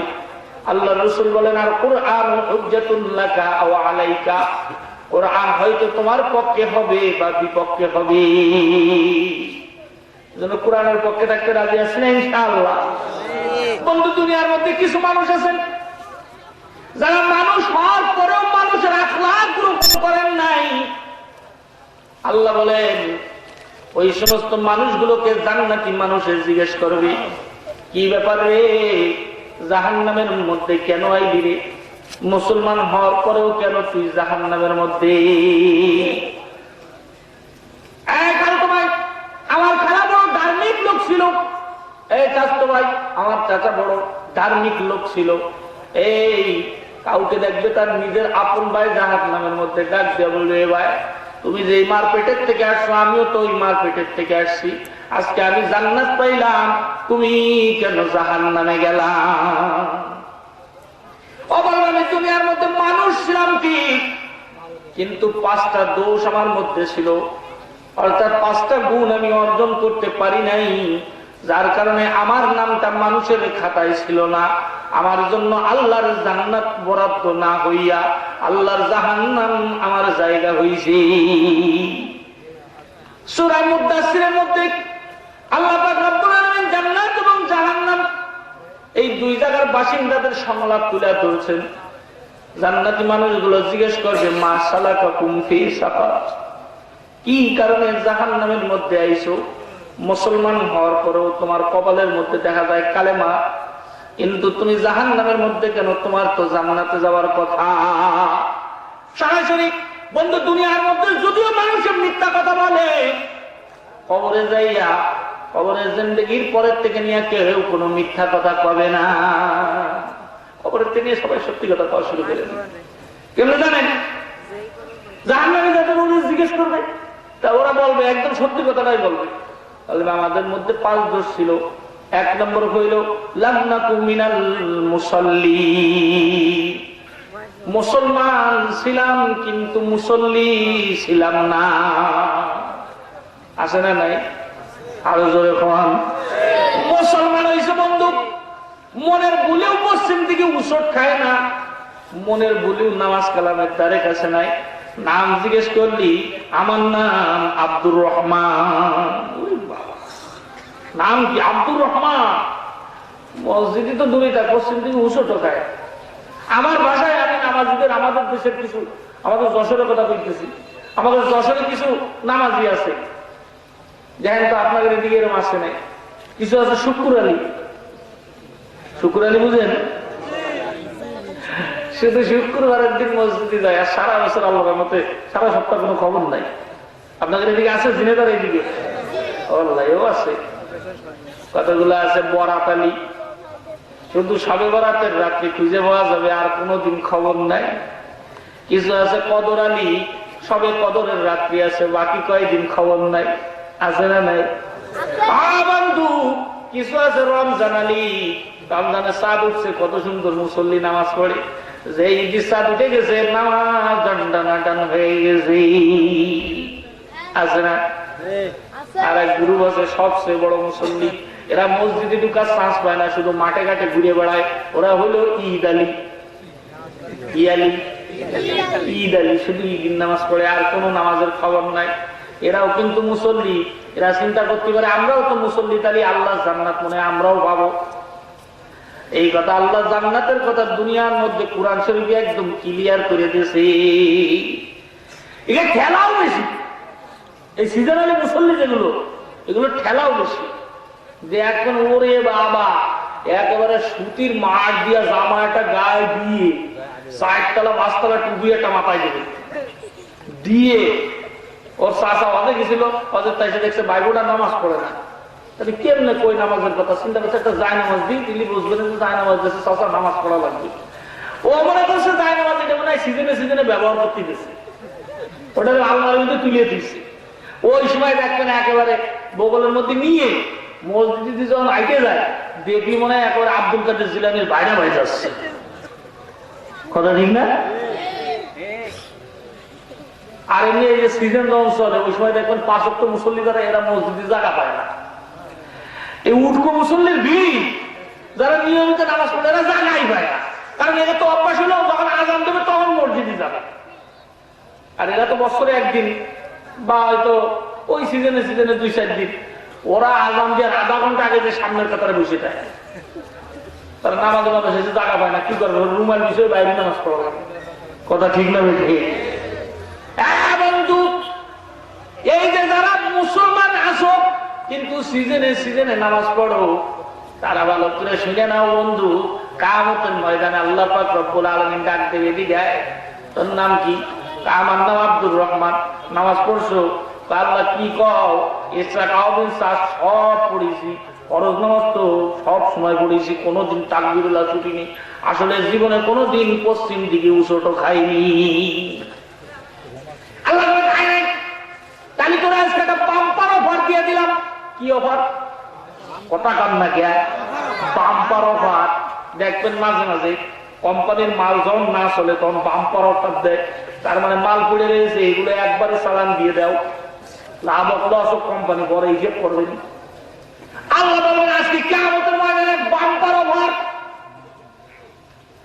যে ব্যক্তি একটা কাজ করতে পারবি, আমার জান্নাত তারে দিয়া দিব।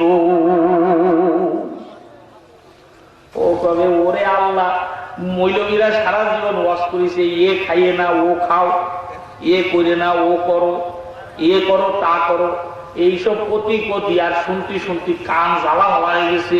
আল্লাহ কষ্ট মাত্র একটা কাজ করলি জান্নাত।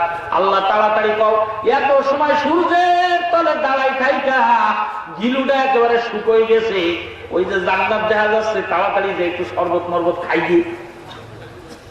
আল্লাহ বলবেন একটা কাজ কর। কি কাজ করবো মালিক?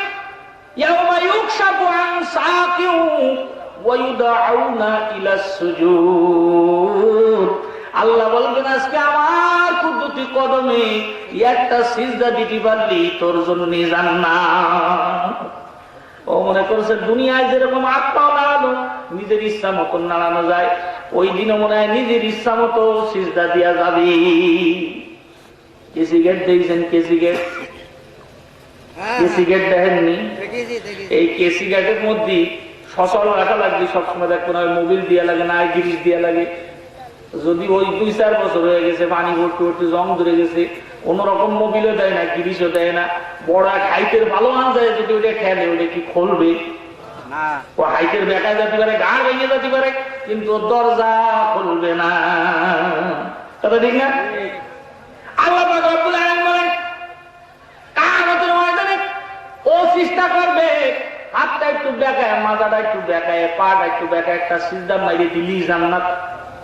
ওরে আল্লাহ তাড়াতাড়ি মাইরে দি। চেষ্টা করবে নিচের দিকে নামার জন্য। আল্লাহ বলেন ফালা ইস্তাতিউন, চেষ্টা করবে সিজদা দেওয়ার জন্য, কিন্তু সিজদা দিতে পারবে না। আল্লাহ কাছে বুঝায় গেছে তুমি কত বড় আব্দুর রহমান, গলাটা দইরে চাইলে জাহান্নামের মধ্যে ফেলা। বন্ধু, 1 নম্বর মুসল্লি ছিল না, 2 নম্বর হইল গরিব মিসকিনদেরকে খানা খাওয়াইতো না। আছে না নাই? ওরে আল্লাহ, অনুষ্ঠানের মধ্যে বসলি মুরগির রান দেখবেন অর্ধেক সাইটে অর্ধেক ফেলাই রেখেছে।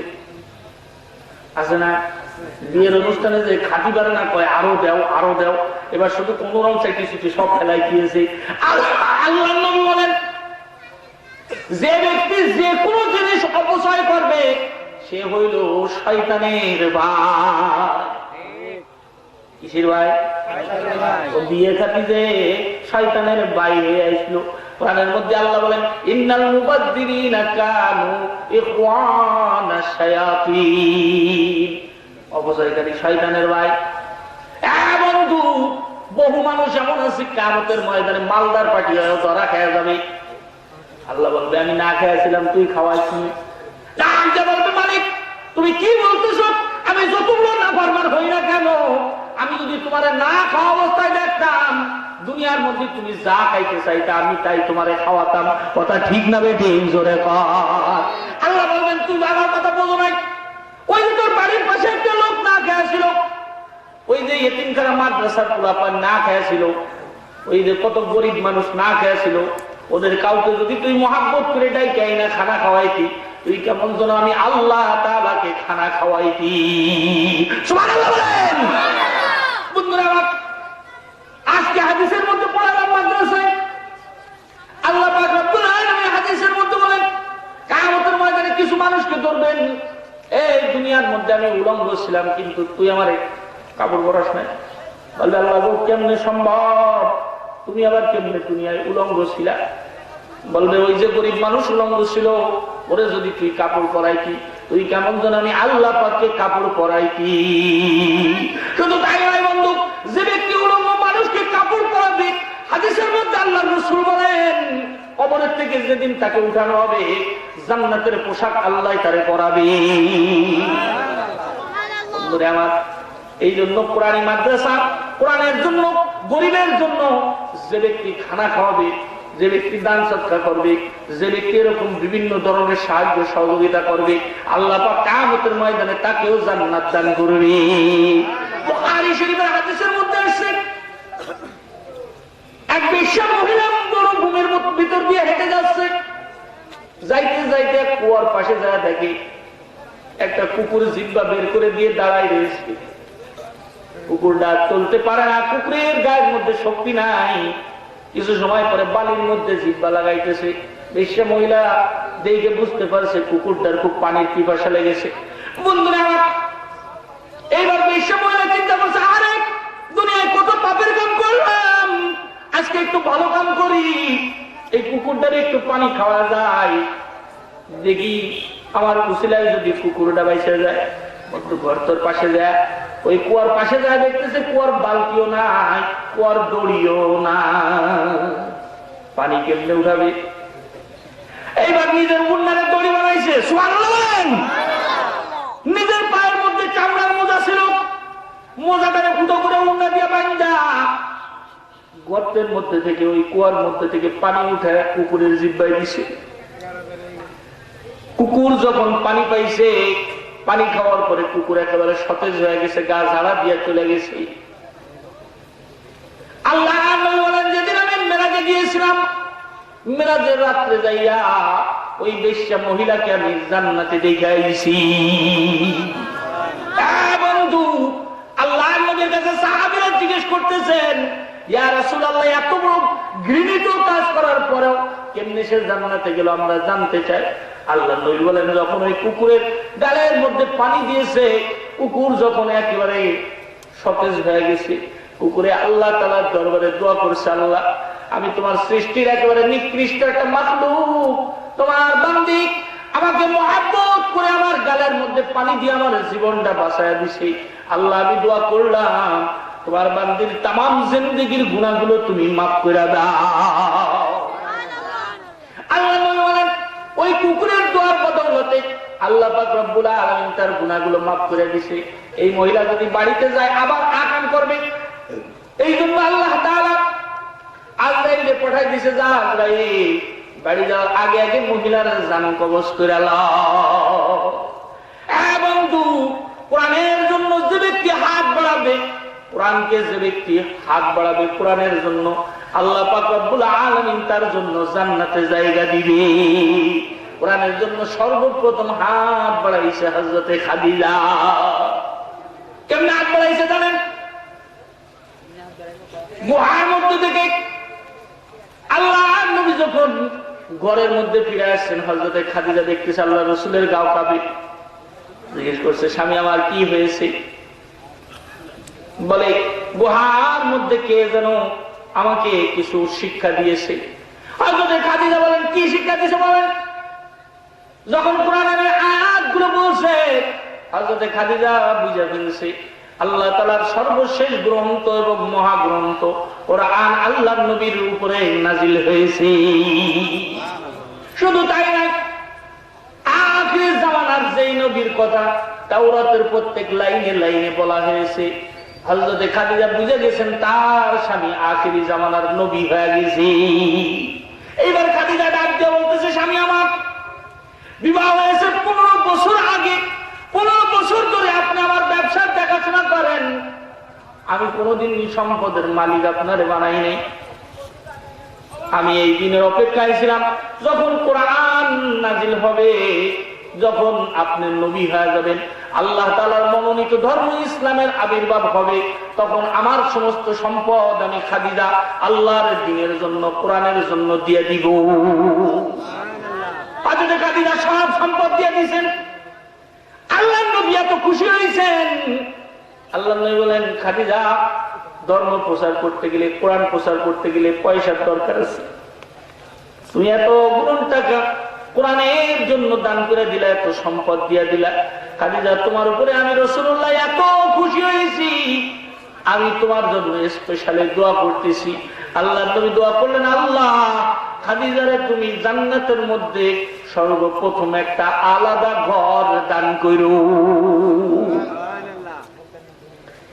বন্ধু, আল্লাহ নবী যেদিন মেরাজে গিয়েছিলেন, মেরাজে ঢুইকা একেবারে দরজা দিয়ে ঢুইকাই দেখেন ডান পাশে একটা বাঁশের বেড়ার ঘর। সুবহানাল্লাহ।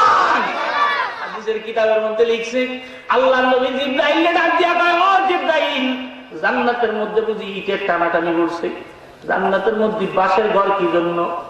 হযরতে জিবরাইল বলে, ইয়া রাসূলুল্লাহ, আপনার বুঝি মনে নাই, আপনি বলছিলেন খাদিজার জন্য আলাদা করে জান্নাতে একটা ঘর দেওয়ার জন্য। সব ঘর তো একই রকম, খাদিজার জন্য আল্লাহ আলাদা এই ঘর বানাইছে। আল্লাহ নবী বলেন, আমি একটু করে হাইটা সামনে যা দেখি, ঘরের মধ্যে লেখা রয়েছে ঘরের মালিক হইল হইল খাদিজা। আমি জিব্রাইলকে বললাম, ও জিব্রাইল, এই ঘরের মধ্যে আমার কি একটু ঢোকার অনুমতি আছে? বলে, স্ত্রীর ঘরের মধ্যে ঢুকতে স্বামীর কোনো পারমিশন লাগে না, যান আপনি ভিতরে যান।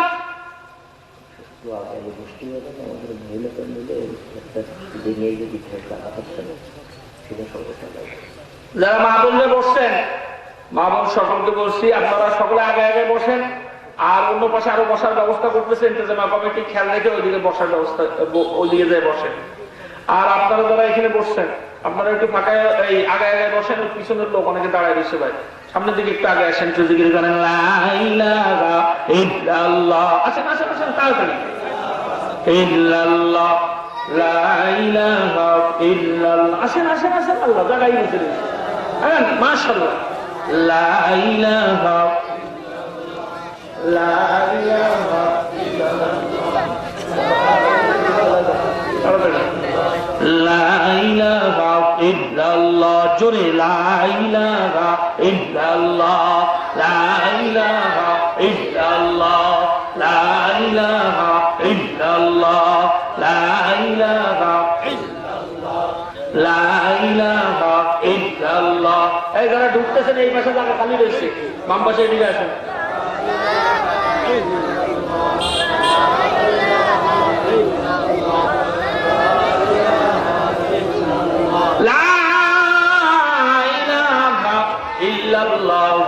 মুহাম্মাদুর রাসূলুল্লাহ।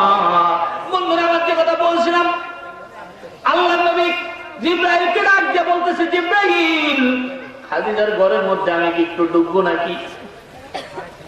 বলে, স্ত্রীর ঘরে ঢোকার জন্য স্বামীর কোনো পারমিশন লাগে না, আপনি যান, ঢোকেন, ভিতরে যায় দেখেন। আল্লাহ নবী ভিতরে যায় দেখছেন, আল্লাহ তাআলা যত জান্নাত বানাইছে সমস্ত জান্নাতের থেকে আলাদা কইরা নিয়ামত দিয়া আল্লাহ তাআলা খাদিজার জন্য ওই জান্নাতের ঘরটা বানাইছে। সুবহানাল্লাহ।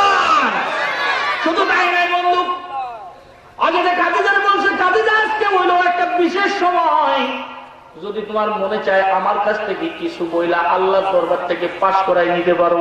জোরে কোন সুবহানাল্লাহ। খাদিজা বলতেছে, আজকের দিনে আমার কিছু চাওয়ার নাই, কিন্তু যেই দিন আমি চাবো ওই দিন কিন্তু আপনার দেওয়া লাগবে। কারণ কোন বিশেষ কিছু চাইলে হঠাৎ করে বদলি ব্রেনের মধ্যে আসে না। কারণ যদি আপনারা এসে জিবরাইল কয় এই মুহূর্তে 5 সেকেন্ডের মধ্যে যে কয় টাকার কথা বলি সেই কয় টাকা তো দিয়ে দেবো, 5 সেকেন্ডে ক্ষতি পারবে, চিন্তা করতে করতে 5 সেকেন্ড চলে যাবে। কথা ঠিক না? কত পাবো, যত পাবো মনে করবো যদি একটু বেশি কথা তো কাজ করে। কথা ঠিক না? ঠিক। বন্ধু, আগে খাদিজার দিন যায়, বছর যায়, মাস যায়, সপ্তাহ যায়, কিছু কয় না। হঠাৎ করে একদিন ডাক দিয়ে বলতেছে, ইয়া রাসূলুল্লাহ, ইয়া হাবিবাল্লাহ, আমার শরীরের যে অবস্থা, মনে হয় আর বেশি দিন বোধহয় আমি বাঁচবো না। আমার ওই যে কথা আপনার সাথে ছিল, আজকের দিনে আমার ওই দাবিগুলো আমি পেশ করতে চাই। আল্লাহ বলেন, হ্যাঁ খাদিজা বলো। বলে, আমার বেশি কিছু দাবি না, 3টা দাবি মাত্র। 1 নম্বর দাবি হইল, আমি খাদিজার যা আমল আছে এই আমল নিয়া আমি যদি কবরে যাই, জাহান্নামের আগুন আমারে ছাড়বে না। খাদিজা যদি এই কথা কয়, আপনার আমার অবস্থা কবরে গেলে কি হবে? খাদিজা বলতেছি, ইয়া রাসূলুল্লাহ, আমার 1 নম্বর দাবি হইল, আমার ইন্তেকালের পরে যখন গোসল করায়, কাফন পরাই দিবে, আপনার একটা জামা আপনি আমার গায়ে পরাই দিবে। কারণ আপনার জামা যদি আমার গায়ের মধ্যে থাকে, আমি খাদিজার বিশ্বাস আপনার জামার উপরে কোনোদিন জাহান্নামের আগুন লাগবে না। 2 নাম্বার হইল, কবরের মধ্যে আপনি নিজে নামায়া আমার মাথাটারে আপনি ডান দিকে ঘুরায় দিবেন। সূরা সুবহানাল্লাহ। 3 নাম্বার দাবি হইল, কবরের মধ্যে যে সওয়ালগুলো আমাকে করবে, এক সওয়ালের জবাব মনে হয় আমি খাদিজা দিতে পারবো না। ইয়া রাসূলুল্লাহ, কবরের সওয়ালের জবাবগুলো আপনি আমার পক্ষ থেকে আপনি দিয়ে দিবেন। ভালো কথা কইছে না খারাপ কথা? জোরে বল। বন্ধু, এই জন্য দুনিয়াতে একটা কথা আছে, কিছু পাইতে গেলে কিছু দিতে হয়, কিছু না দিলে কিন্তু কিছুই পাওয়া যায় না। হযরতে খাদিজার কথা কিতাবের মধ্যে লেখি, যেদিন আল্লাহ নবী হযরতে মুহাম্মদুর রাসূলুল্লাহ তাম জিন্দেগিতে 2 বার হাওমাও করে কাঁদছেন, এমন কান্দা জীবনে কান্দেন নাই। একদিন হইল যেদিন খাদিজার দুনিয়া থেকে ইন্তেকাল হয়ে গেছে, আল্লাহর নবী খাদিজার খাটিয়া দইরা এমন কান্দা কেঁদেছিলেন, কান্দা দেখা সমস্ত সাহাবীগুলো হাওমাও করে কেঁদেছিল। এমনকি যত পশু পাখি, যত তরু লতা আছে, সবকিছু আল্লাহ রসুলের দুঃখে দুঃখী হইয়া ওই দিন কেঁদেছিল। আল্লাহ রসুল বলছিলেন, তাফসীরের কিতাবের মধ্যে লেখে, আল্লাহ নবী বলছেন, আয় আল্লাহ, আমার খাদিজা আজকে দুনিয়া থেকে চলে গেল। আমি রাসূলুল্লাহ যেদিন দুঃখী ছিলাম, আমার পাশে কোনো মানুষ ছিল না, কেউ আমাকে সান্ত্বনা দেওয়ার মতন ছিল না। আমার খাদিজা ওই দিন আমার পাশে দাঁড়ায় সান্ত্বনা দিছে। আল্লাহ নবী সকালবেলা নবুয়তের কাজ নিয়ে বাইরে যাইতেন, কেউ বা পাথর মারতেছে, কেউ ধুলা মারতেছে, কেউ জানাজানা টানতেছে, কেউ মৃত্যু বলতেছে। যখন বিকালবেলা আল্লাহ নবী ক্লান্ত শান্ত হয়ে ঘরে ঢুকতেন, হযরতে খাদিজা ঘরের দরজায় দাঁড়ায় থাকতো, আমার স্বামী আসতেছে। যখন আল্লাহ নবী ঘরে ঢুকতেন, হযরতে খাদিজা বলতো, ইয়া রাসূলুল্লাহ, ইয়া হাবিবাল্লাহ, আপনি মন খারাপ করবেন না, মন খারাপ করবেন না। এমন একদিন আসতেছে আপনার ধর্ম মক্কার ঘরে ঘরে হইয়া যাবে। বন্ধু, আল্লাহ নবী মাঝে মাঝে রাত্রবেলায় ওইটা জান্নাতুল মুআল্লার মধ্যে যায় খাদিজার কবরের পাশে দাঁড়ায় দাঁড়ায় একা একই কাঁদতেন আর বলতেন, আরশের মালিক, এই কবরের মধ্যে যে মানুষটা রয়েছে, ওই মানুষটার উপরে আমি রাসূলুল্লাহ খুশি আছি। আল্লাহ, তুমিও ওই কবরবাসীর উপরে খুশি হয়ে যাও। বন্ধুরা আমার, হযরত খাদিজাতুল কুবরা ইন্তেকাল হয়ে গেছে, গোসল হয়ে গেছে, কাফন পরানো হয়েছে। আল্লাহ নবী নিজের একটা জামা খাদিজার গায়ের মধ্যে পরায় দিছে। জোরে কোন সুবহানাল্লাহ। খাদিজার লাশ কাঁধে করে নিয়ে যাইতেছেন। কবরের মধ্যে যখন খাদিজার লাশ নামানো হয়েছে, আল্লাহ নবী নিজে কবরের মধ্যে নামছেন। 2 নম্বর ওয়াদা পূরণ করার জন্য খাদিজার মাথাটা কিবলার দিকে ঘুরাইতেছেন। প্রথমবার কিবলার দিকে ঘুরাই দিয়েছেন, কিন্তু কিবলার দিকে থাকে না, মাথাটা সোজা হয়ে গেছে। আল্লাহ নবী মনে করছেন বোধহয় মাটির কোন সমস্যা, এই জন্য মাথাটা ঘুরে গেছে। আল্লাহ নবী মাথাটা দইরা আবার কিবলার দিকে ঘুরাই দিছে। আর বন্ধু, সবাই মাথা কিবলার দিকে দিয়ে ঘুমায়, বুঝাইতে চায় মালিক, যতদিন দুনিয়ায় ছিলাম কিবলার দিকে ফিরে নামাজ পড়ছি, আজকে কবরে চিরদিনের জন্য ঘুমাইতেছি, কিবলার মহব্বত ছাড়তে পারি না, তাই কিবলার দিকে তাকায় তাকায় চিরনিদ্রায় ঘুমায় গেলাম। বন্ধুরে আমার, হযরতে খাদিজাতুল কুবরার মাথাটা দ্বিতীয়বার আবার যখন ঘুরাইছেন, যেই মাত্র ছাড়ছে মাথাটা আবার সোজা হয়ে গেছে। জোরে কন্যা সুবহানাল্লাহ। আল্লাহ নবী 3 নম্বর মাথা ঘুরাইলেন। এবার আল্লাহ নবীর চোখ দিয়ে পানি এসে গেছে। কিতাবের মধ্যে লিখতেছে, চোখের পানি গড়ায় চল পর্যন্ত চলে আসছে। আরশের দিকে তাকায় বলতেছেন, ও আরশের মালিক, আমার খাদিজার সাথে আমার ওয়াদা, খাদিজার মাথা আমি কিবলার দিকে ঘুরায় দিব। খাদিজার মাথা 2 বার ঘুরাইছি, কিবলার দিকে থাকে না। আল্লাহ, এইবারও যদি খাদিজার মাথা কিবলার দিকে না থাকে, তাহলে আমার ওয়াদা ফেল। আল্লাহ, খাদিজা যদি কোনো অপরাধ করে থাকি, তোমার কাছে আমি মাফ চাইতেছি। আল্লাহ, তুমি আমার খাদিজার মাথাটা কিবলার দিকে করে দাও। যেই মাত্র এই কথা বলবে, আল্লাহ তাআলা বলেন, যা জিবরাইল, দৌড় দিয়া যা, আমার হাবিবের চোখের মধ্যে পানি দেখা যায়, আর এক মুহূর্ত দেরি করা যায় না। যে আমার হাবিবরে বল, আমার হাবিবের এক ফোঁটা চোখের পানি যদি খাদিজার কবরের মধ্যে পড়ে যায়, খাদিজার কবর সহ তামাম জিন্দেগীর যত মুসলমান আজ পর্যন্ত কবরের নিচে শুয়ে আছে, আমার হাবিবের চোখের পানির কারণে সব কবরে আযাব বন্ধ হয়ে যাবে। যা দৌড় দিয়ে যান। জিবরাইল এসে বলে, ইয়া রাসূলুল্লাহ, আর কাঁদবেন না, আর কাঁদবেন না, আপনি আপনার হাত দিয়া খাদিজার মাথাটা কেবলার দিকে ঘুরাই দেন, আর আল্লাহ তাআলা নিজে আল্লাহর কুদরতি হাত দিয়া খাদিজার মাথা সোজা করে দেয়। আল্লাহ বলেন কেন?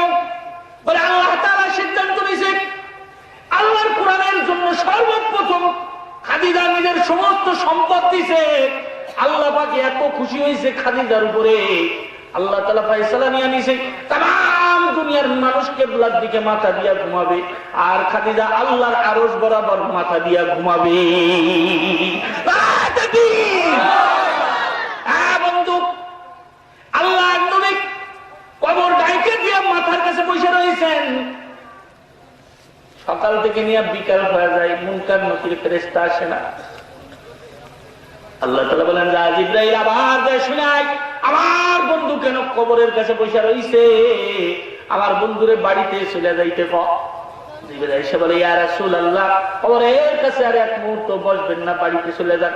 বলে না জিবরাইল, আমার 3 নম্বর ওয়াদা রইছে, খাদিজার কবরের যে সওয়াল হবে, সওয়ালের জবাব আমি রাসূল নিজে দিয়ে দিব।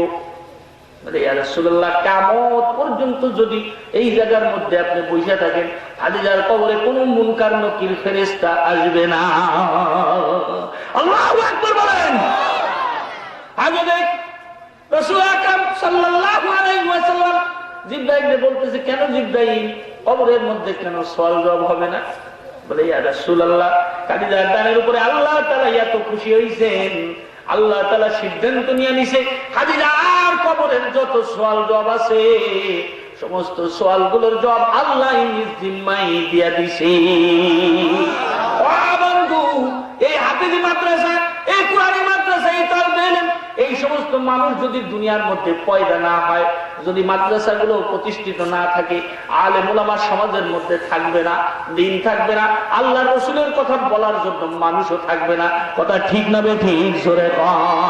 আজকে তাই আপনাদের সামনে এই সময়ের মধ্যে আপনাদের কাছে আরজি বন্ধু, হযরত খাদিজাতুল কুবরা যেরকম দান করে আল্লাহর দরবারে বড় ফজিলত অর্জন করছে, এমন মানুষ, এমন আল্লাহ তাআলার দরবারে আজও এমন মানুষ আছে যারা আল্লাহর দরবারে ফজিলত পাইতে পারে। কারণ আল্লাহ তাআলার ক্ষমতা তো কমে নাই, আল্লাহ তাআলা আগেও যেমন ছিলেন এখনো তেমন আছেন। কথা ঠিক না বেটি? কোরআনের মহব্বতে আল্লাহ তাআলা সম্পদ দেখেন না বন্ধু। একজনে 500 টাকা দিছে, আর একজনে 5 লাখ দিছে। যদি দুজনের নিয়ত সলিড হয়, তাহলে 500 টাকা ওয়ালায় যেই সওয়াব পাবে, 5 লাখ টাকা দেন ওয়ালা ওই সওয়াব পাবে, সওয়াবের মধ্যে কোনো বেশ কম হবে না। এই জন্য বন্ধু, আজকের এই কুরআনি মাদ্রাসার জন্য আপনাদের কাছে আরজি, এই জায়গার মধ্যে হযরত খাদিজার মতন কোরআনের মহব্বত করনেওয়ালা একটা মানুষ চাই, যেই মানুষটা কোরআনের জন্য 5,000 টাকা দান করবে।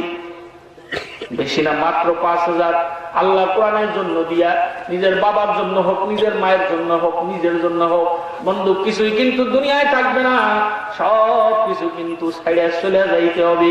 আজকে কোরআনি মাদ্রাসার জন্য একটা মানুষ বেশি নাই মজলিসের মধ্যে, মাত্র 5,000 টাকা দিয়া হযরত খাদিজার মতো ফজিলত অর্জন করতে চাই। কে আছেন ভাই? কে আছেন? মাত্র 5,000, বেশি না, মাত্র 5,000 বন্ধু। দিলের মধ্যে হিম্মত করে বলেন কত টাকা কত দিকে চলে যায় বন্ধু? মাত্র 5,000। হ্যাঁ, পরে দিলে হবে। কি নাম? মোহাম্মদ আল মামুন। 5,000 টাকা। নারায়ে তাকবীর। আল্লাহ তুমি